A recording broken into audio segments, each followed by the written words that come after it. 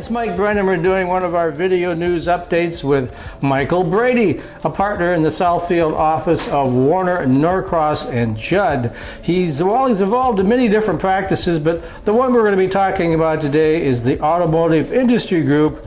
If you're a tech company, there's going to be some real surprises for you if you try to work with the domestic automakers.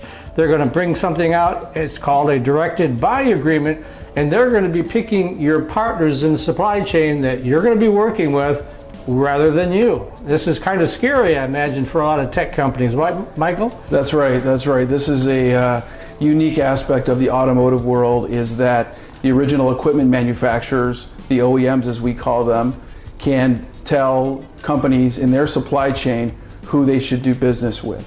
So if you're a tier 1 contractor, they may tell you, you have to do business with this tier 2 contractor. The problem is the OEMs don't always require that there be tri-party directed buy agreements. So the question for suppliers, in particular tech companies, is who am I contracting with? Is it just the tier 1 supplier? Is it the tier 1 and the OEM, which is what we recommend? There be a tri-party arrangement. And under whatever arrangement you have, what are your roles? What are your responsibilities? What are you required to do? And what happens if something goes wrong?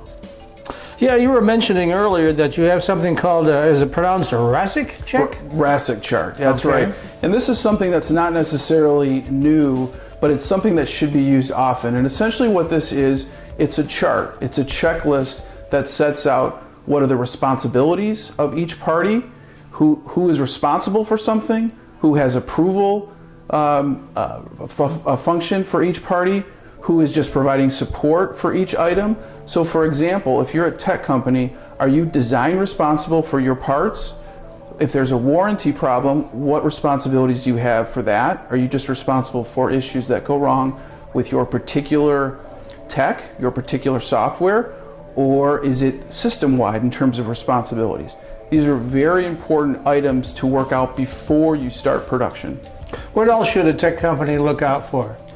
Well, pretty much every tech company that I'm aware of has valuable intellectual property. That's their main asset.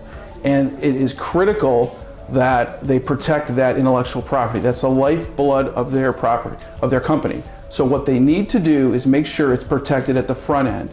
Don't turn it over to an OEM without an ironclad agreement that ensures that it remains your property and you're not turning it over to them, to the OEMs, to use for however they may want to use it. There's too many examples out there of OEMs taking one company's intellectual property, showing it to your competitor, and asking them to reverse engineer your IP. You want to stay out of those situations. Absolutely.